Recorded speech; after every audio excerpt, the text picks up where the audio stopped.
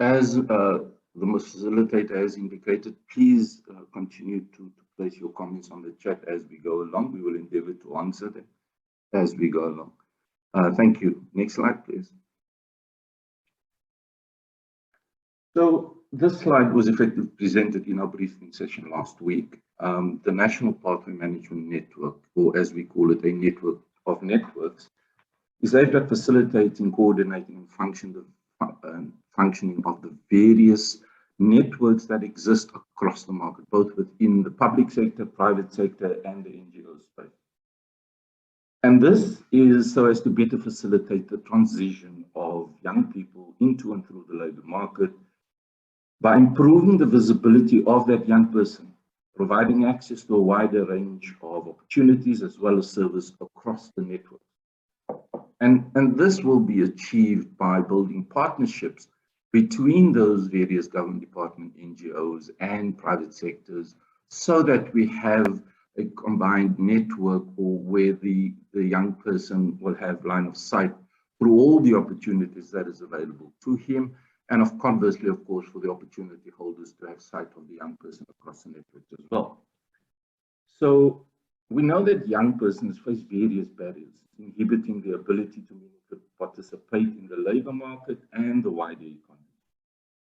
The Innovation Fund seeks to identify and support the initiatives aimed at addressing these specific barriers in an innovative way, so as to support the objectives of the National Pathway Manager within these three key focus areas, which are demand activation, which effectively speaks to increasing the number of opportunities available to young people from opportunity holders, improving the supply of young people into that network, and linking these young people to appropriate opportunities across the network. Next slide, please. So that, again, a slide that was presented in our briefing session last week. Key dates, I'm not going to spend too much time on it. The key date is the application deadline on the 25th of November 2021. We encourage people not to underestimate the time that it will take to complete that application form, get all the documentation submitted. So if you haven't started with it, we suggest that you do so immediately. We are available on our website to answer any queries that you may have in that regard. Just a further comment, we expect the first advance to successful applicants to occur between late February, early March of 2022. Thank you. Next slide. So what are the next steps? Today we're doing, of course, the training in completing the application form, etc.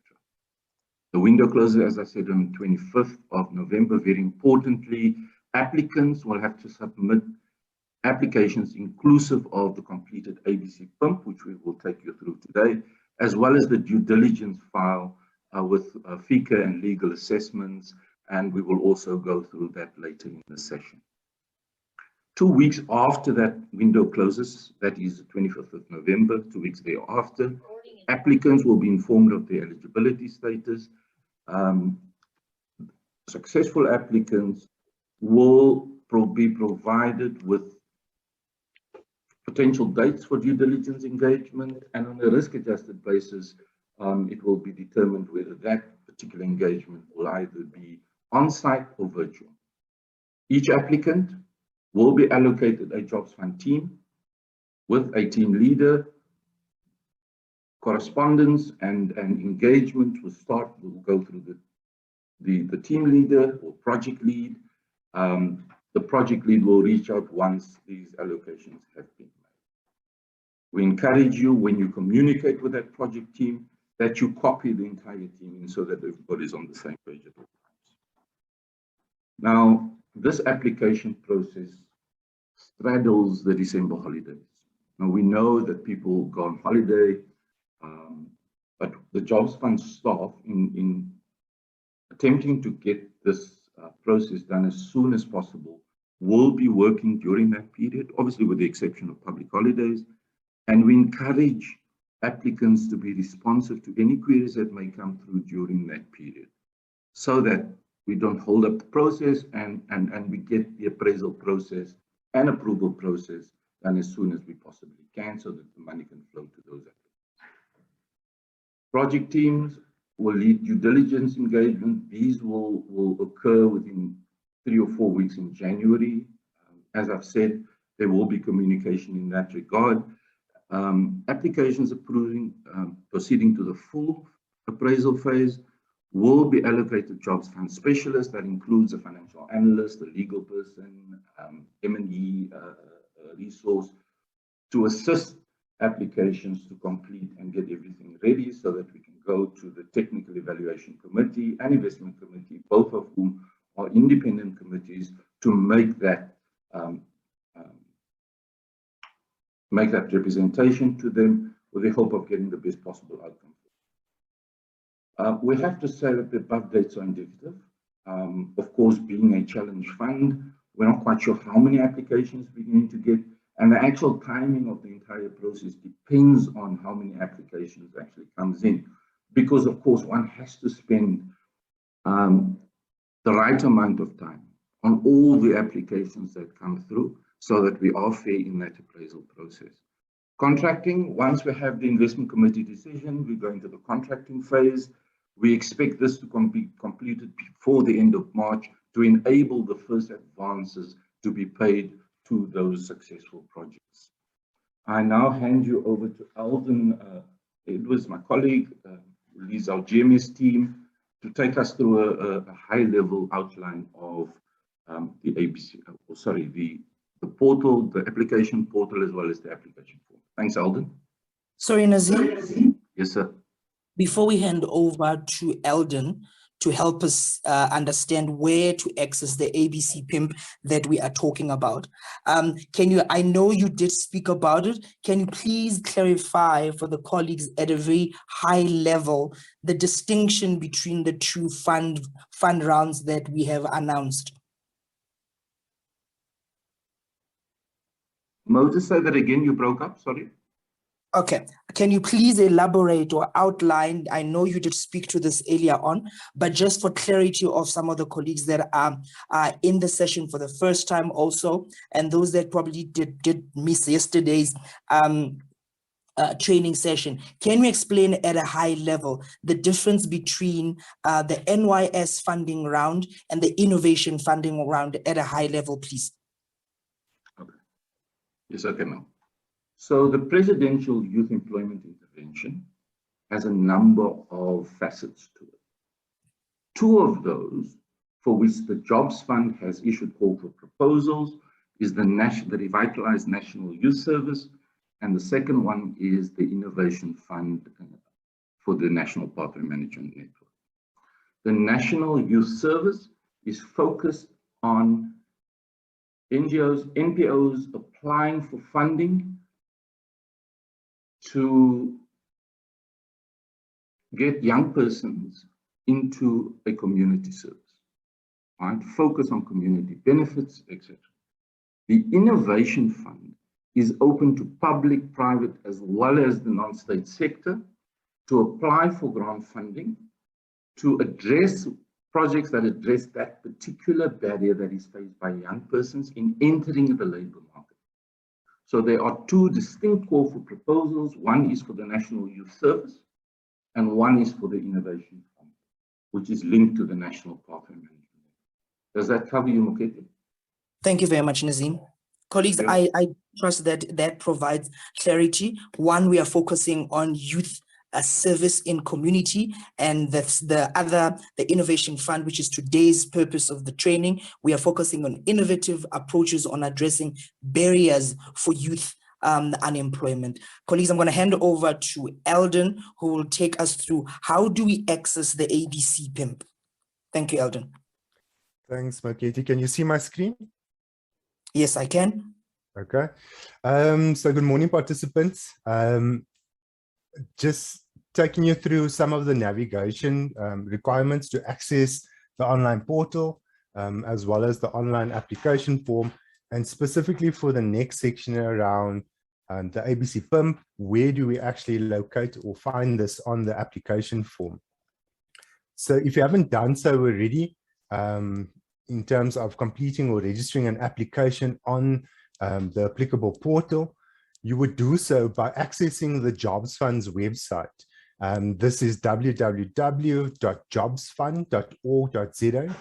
And when you access the website, on the landing page of the Jobs Fund website, there's a clickable link that will redirect you to the applicable page where you would find the information that specifically relates to the National Pathway Management Network Innovation Fund. When you are redirected to this particular page, some of important documents that you would have at your disposal and available for download is the term sheet. So it's a clickable link that you would then be able to save the term sheet onto your device or computer or laptop. Another important document, and I do encourage you to download it, is the application, the online application form user guide, because this is a step-by-step user guide on how to complete various sections of the application form. I will be taking you through this particular process in a session later on. We also have our frequently asked user guide, ask questions user guide. That is a live document. It's been updated based on queries that have come through from our help desk, as well as our briefing sessions last week. And very importantly is that there's a link that says apply here. So by clicking on that link, you would then land on the online portal, where you would then need to register your details. I'll take you through that process in a session later on. It's in order for you to create a username and password that will then gain access to the online application form. So you would then see that in the middle of the screen, there's an option to create a new application with a green plus button. And once you've registered your application, you would then enter into the online application process, where you would then complete the various tabs. Now, most importantly is on the right-hand side, and especially for the next section, to access the ABC PIMP, which we are going to be talking to, is always situated or can be seen on the right-hand side menu of every single tab within the application form. So it's under downloads. It's a clickable link, and once you click the link, it will then ask you to open the file, or you could then save that file to your desktop. So just very quickly in summary, to access the online portal, you would go through the Jobs Fund website, access the PYEI page, look for the link that will redirect you to the online portal. You would register your account in order for you to create a new application on our online portal. And on the right-hand side, under the title or the header downloads, would you be able to find the clickable link for the ABC PIMP Lite that you are then able to download onto your computer or device. I think that's all from me, Mo. Thank you. Thank you very much, Eldon. So colleagues will continue to also post in the chat the direct link to the page where you can access. I'm going to take you through a high level. Important. Oh, sorry, the colleagues was.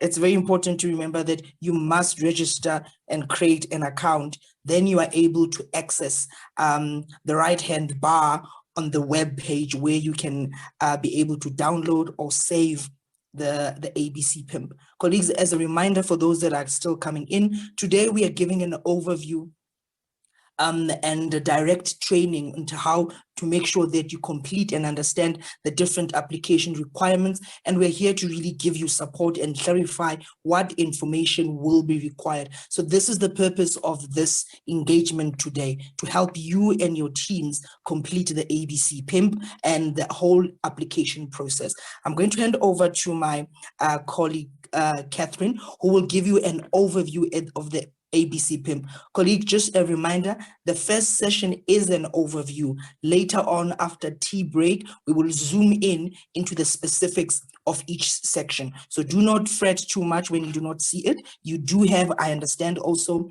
the example that was sent through to you. So over to you, Kath.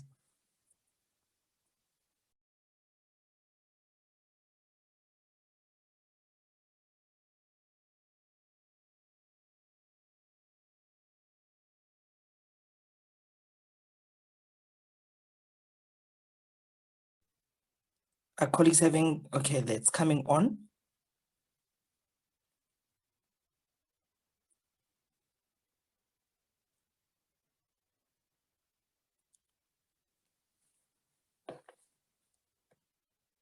Just a few moments.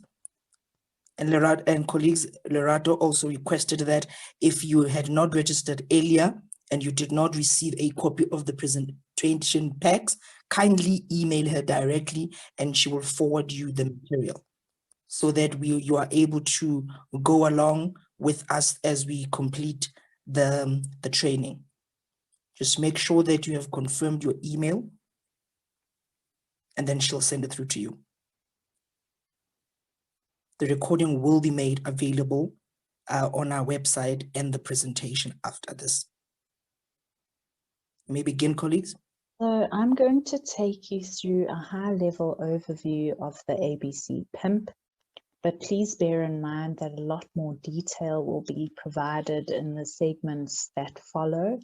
My colleagues will take you through the PIMP step by step, but this is just a broad overview to give you a sense of what the PIMP looks like and its functionalities. So what is this PIMP? So the Jobs Fund, as the fund manager for PYEI, requires a rational budgeting approach to understand how projects aim to structure their project activities, how they aim to structure their associated budgets to achieve the proposed project outcomes at the end of the day. So the activity-based costing project implementation monitoring plan, aka the ABC PIMP tool, aims to assist projects in systematically determining the activities their projects will undertake, and then the costs and the outputs associated with those activities. So it's an Excel-based tool consisting of multiple sheets where applicants are actually able to map their project's results chain. So at the end of their ABC PIMP development, they should be able to answer the following key questions about their project. So what will the project produce and when will it produce this? When will specific activities take place? And when will the related costs be incurred? What is the project cost? How will the project costs be financed? And what are the overall project objectives? So when we look at how the ABC PIMP maps out the project's results chain, it really goes through the motions from left to right within the sheet, and I'll show you this just now. It covers the activities, so it identifies the logical flow of the key project activities in order to reach that overall project target. It also maps out the outputs. It identifies the specific objectives and outputs from the activities, and it also stipulates the timing thereof. When will these actually be delivered, and when do we anticipate that? So then it goes a step further and it costs each activity that will be undertaken. So this includes the sources of funding, where will the funding come from to pay for specific activities, and it also brings in that timing element. So when will the cost be incurred? Finally, it covers the outcomes, so it outlines the project's end goals, and once again includes the timing thereof. So in addition to your traditional results chain, what the PIMP does is it provides clear targets for each of your deliverables. It gives detailed timing of deliverables. So when will these things be achieved? And it also then provides itemized costing for the project activities. So the PIMP consists of multiple tabs within this Excel workbook, and 4 of which need to be completed by the applicant in the main. So in this presentation, I'll focus on these 4 main tabs. One thing to mention though, it's really, really important that the applicant and the fund manager keep track of all of those versions of the plan in the version control tab. This ensures we don't lose any information and just ensures your PIMP is entirely complete. So tab 1 that we're going to focus on contains the project information. Tab 2 contains the project implementation plan or results chain. Tab 3 contains the financing plan. And finally, tab 4 contains the funding allocation. So if we move forward to that first tab, the project information tab, this section requires that the applicant provide detail about the general project. So this would include a brief project description, possibly the start date and the end date, as well as the funding requested and the lead applicant's name. And it's really important to complete this tab because some of this information will pull into the summary tabs later on. So very important to keep it up to date. So we're going to go now to tab 2.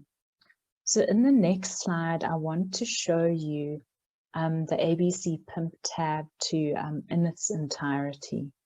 So it consists of 26 columns.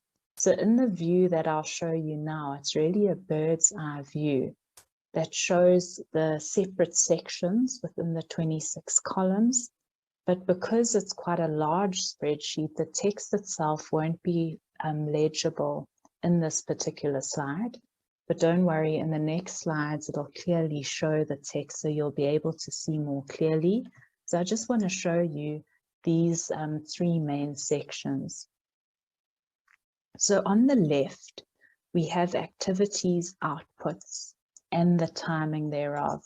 So you can clearly see in this section, we've got a column for activities on the far left.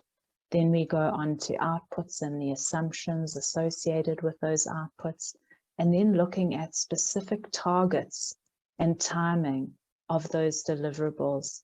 So as we move from left to right, in the middle, we have costs. So what are the costs associated with each activity? So this section is called the activity-based costing section, and it really identifies and classifies the costs that will be incurred.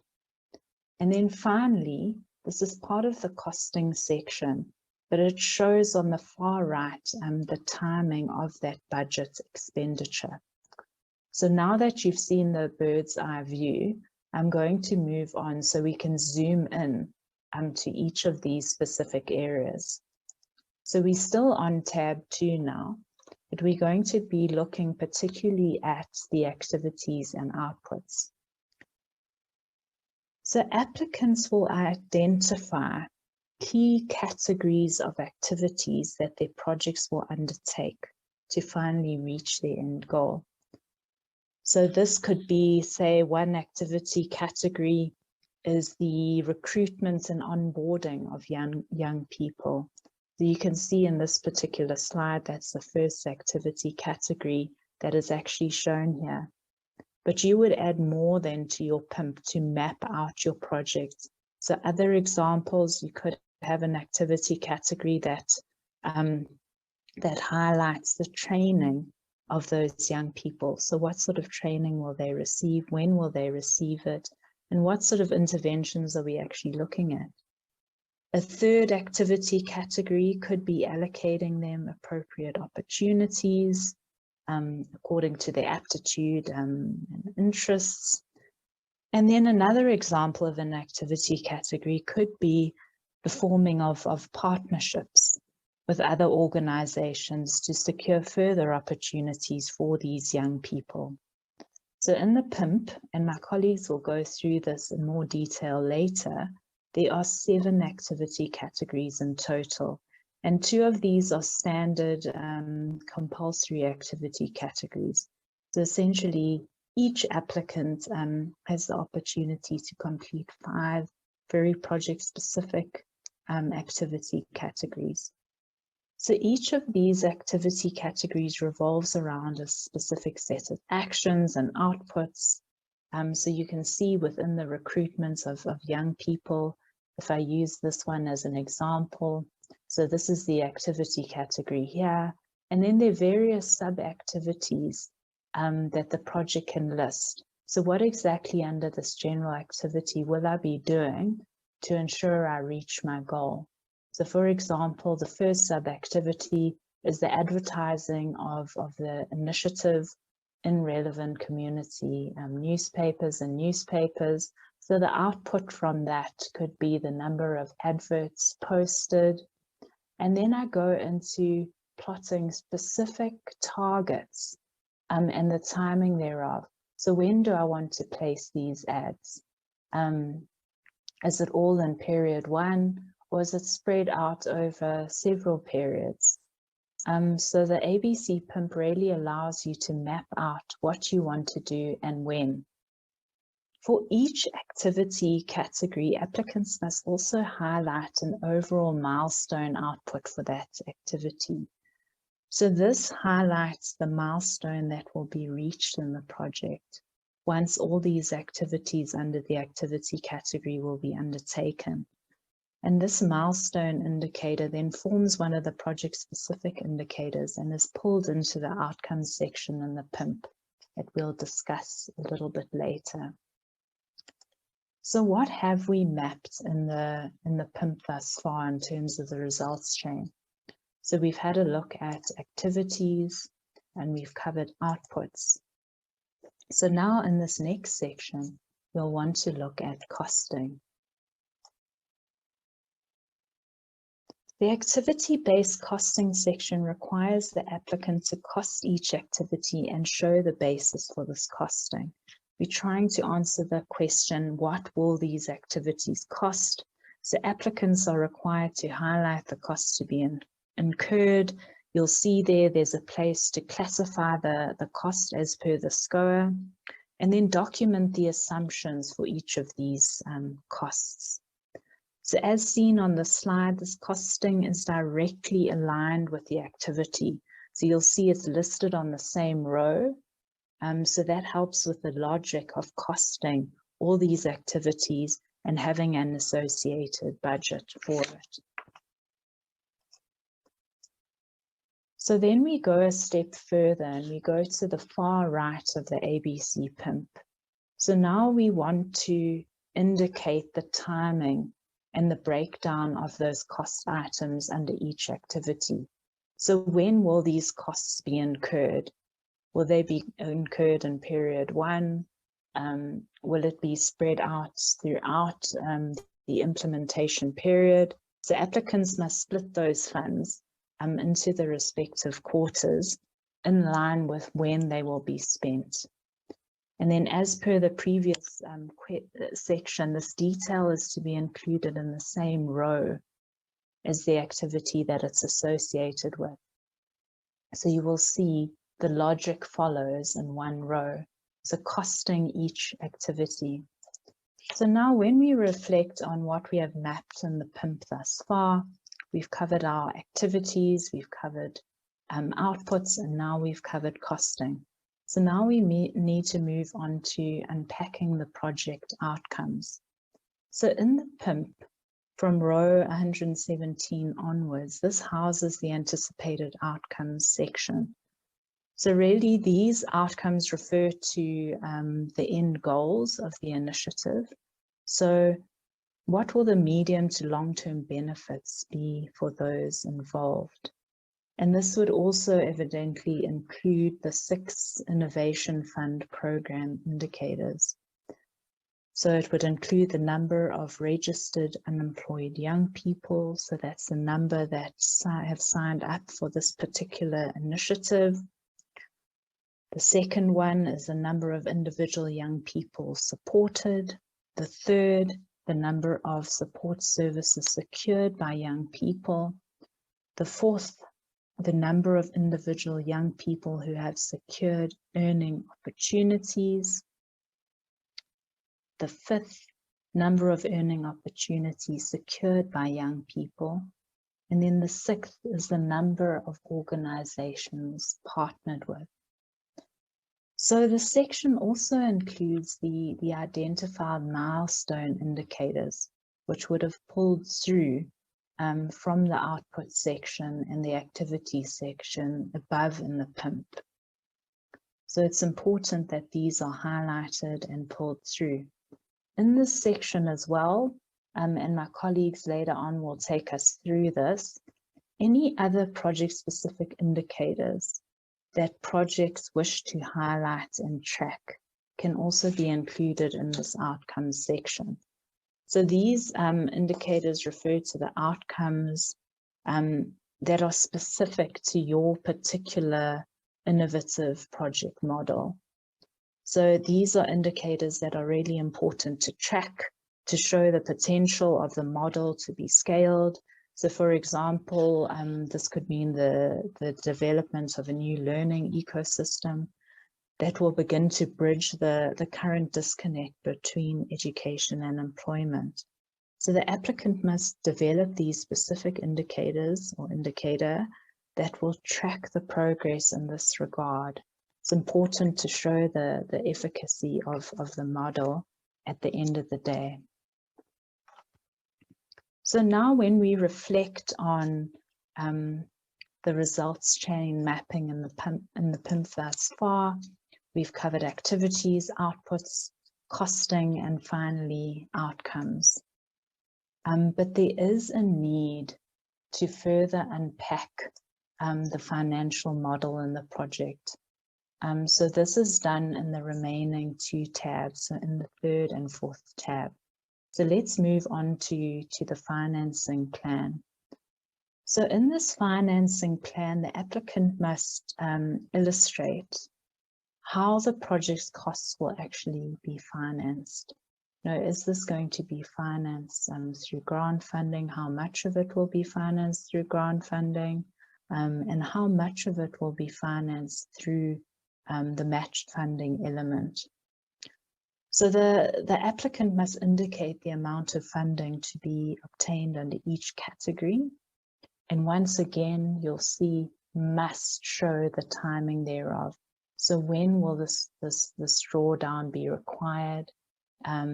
Is it just in the first quarter, second quarter, or is it spread across all of the quarters? In addition, where there are in-kind matched funding contributions, these sections in the financing plan must be completed, and the detail provided on what that matched contribution, that in-kind matched contribution actually covers.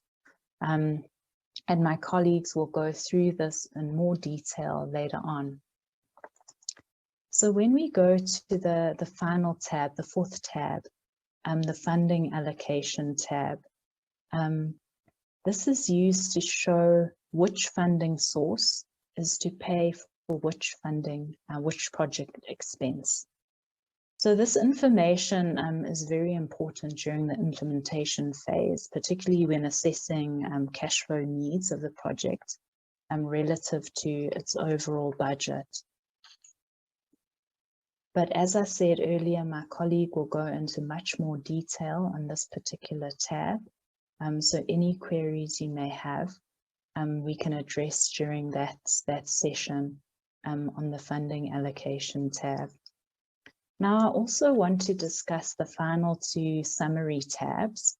So these are automatic summaries which are pulled through from the other tabs in the PIMP.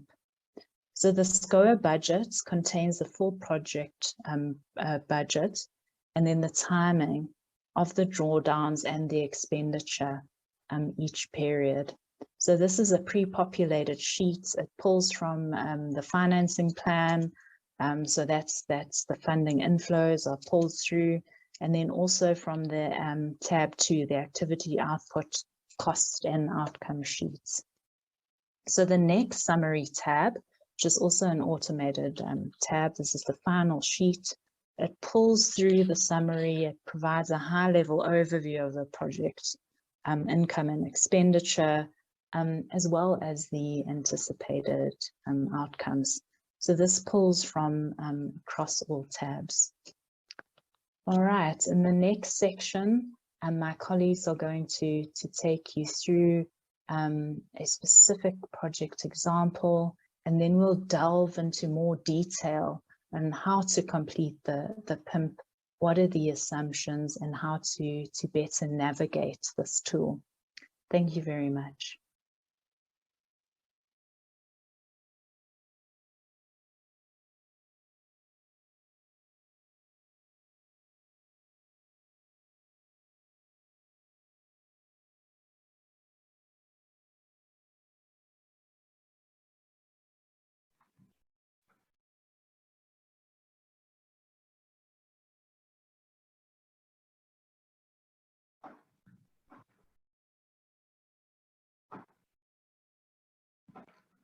Thank you, Catherine.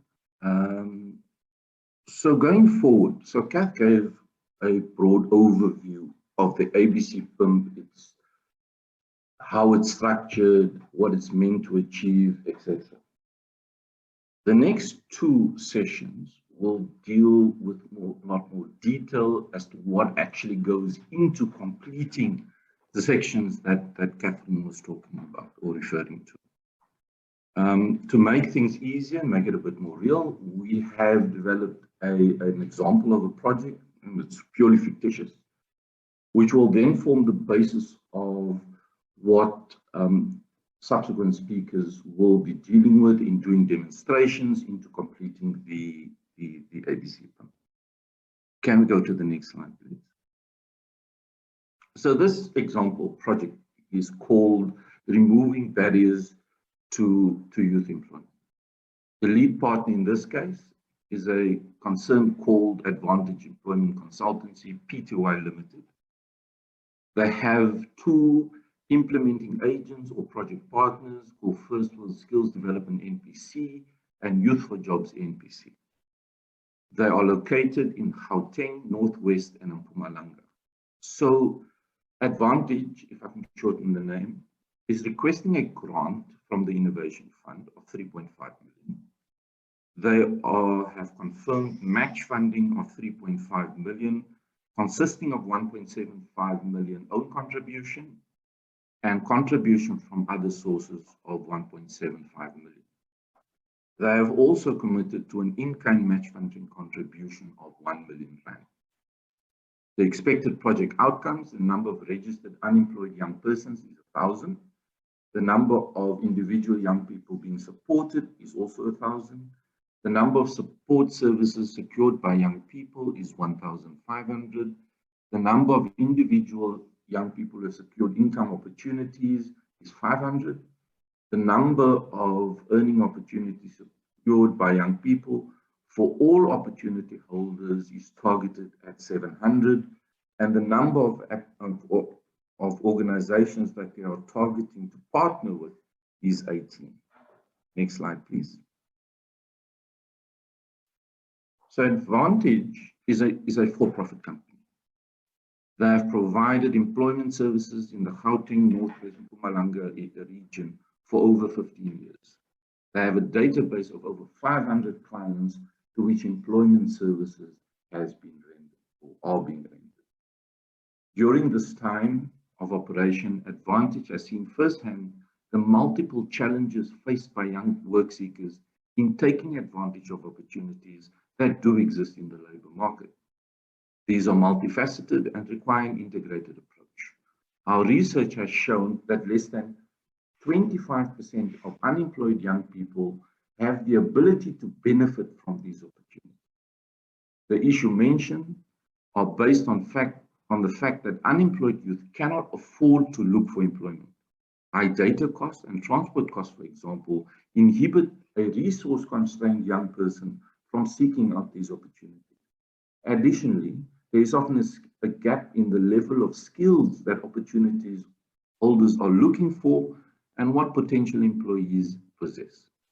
These constraints not only inhibit and discourage the work seeker, but they also limit the expansion potential of the business in the region with a knock-on effect, with a negative knock-on impact on economic growth in the region. And firms do not have comfort around a key resource, that is the availability of a skilled labor force. This vicious cycle perpetuates the level of poverty and therefore unemployment. Advantage Employment Consultancy proposes to address this problem by piloting an innovative initiative to provide unemployed young people with a support mechanism to enable them to access and take advantage of opportunities. The pilot will be implemented in and around the Nelspruit area where Advantage has a presence and the necessary capacity in place. Unemployment among youth in the area counts as one of the highest in the country at 74.5%. Next slide, please. The pilot will attempt to show that with the correct support, the proportion of unemployed young persons that are able to access existing opportunities can increase well beyond the current 25%. This initiative will encompass the following: the establishment of a youth-centric walk-in advisory center in Nelspruit. The site is currently staffed with qualified consultants and support staff.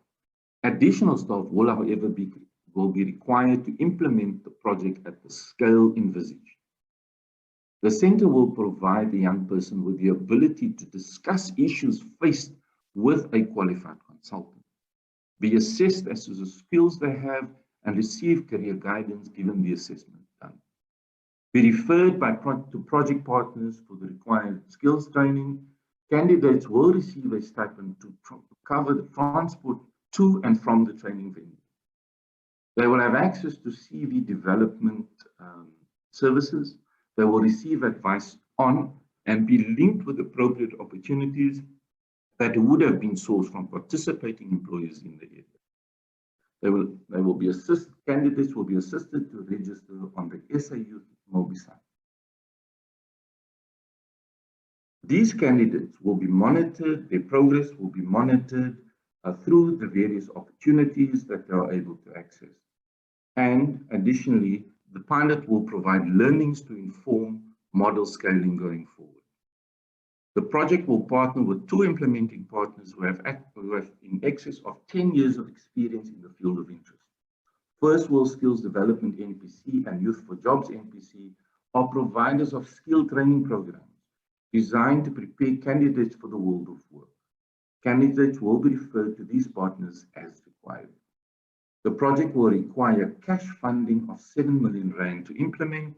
Match funding of 3.5 million has been approved by the Vista Foundation, and in brackets, the approved letter has been uploaded. The grant request is therefore for 3.5 million rand.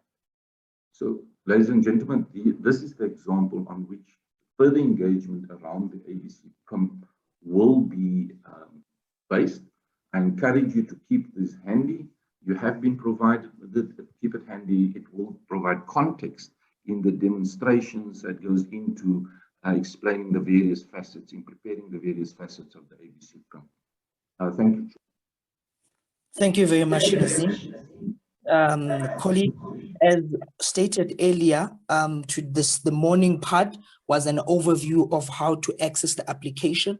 So Eldon took us where you can download the ABC PIMP. After tea break, we will do that. We will just do a high level notice on where to access the ABC PIMP again for colleagues that have just trickled in late. A reminder, colleagues, that to continue making your comments in the chats, and we will be responding to them. The question that keeps on popping up that I will need Nazim to please repeat, the colleagues that have just come in a few minutes late, they probably missed your earlier explanation. Kindly remind, and apologies for those that have heard the explanation before, can you kindly remind us, Nazim, what is the difference between the NYS funding and the innovation window funding for the benefit of the colleagues that have just arrived for this meeting? Thanks, Muketi. I will do so.